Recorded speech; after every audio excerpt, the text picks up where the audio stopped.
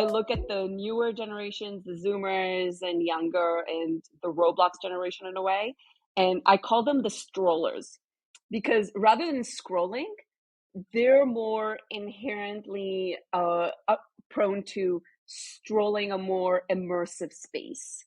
And that's how they consume their information. If you think about Roblox, where I don't know, there's like crazy statistics, like 3 out of 4 kids play like over 2 hours of Roblox a week, something like that. Then they're used to having their avatar run down the street, look around them, see what attracts their eye and something interesting and engaging, walk into that experience. And that is the future of how people consume information. So it's also a shift for everyone who's making those platforms for information and entertainment consumption, because now it's not a couch potato anymore. It's someone who you can't be forced into seeing something on your feed. It has to be engaging. A lot of the times it's even on the next level of like co-creation, like you create that space that you're walking into. So I think Upland is very uniquely positioned as the largest Web3 metaverse that's mapped to the real world, to really bring in new use cases and show how this can turn into a metaverse super app where you manage a lot of your digital life on a single app through this exploration.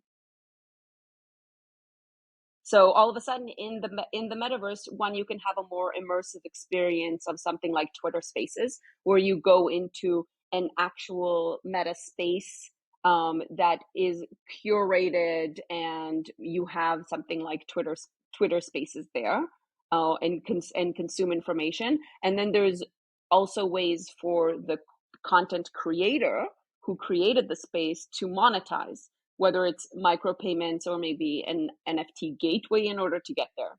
So the business models are a new opportunity, but I think the major opportunities we're already seeing now, I divided into brand interactions and UGC. So with brands, a lot of brands are now creating what they refer to as metaverse, and we try to explain them that they didn't build a metaverse because it doesn't have an economy, it doesn't have an ecosystem, and it doesn't really have a community. Like, it's a really cool 3D space. But that 3D space needs context, and connecting it to an existing metaverse platform that does have all these things like an economy, community, etc., then that meta space has somewhere to live. And that's a new way for brands to start interacting and engaging with their user. Again, understanding that in this new world, your users are not couch potatoes.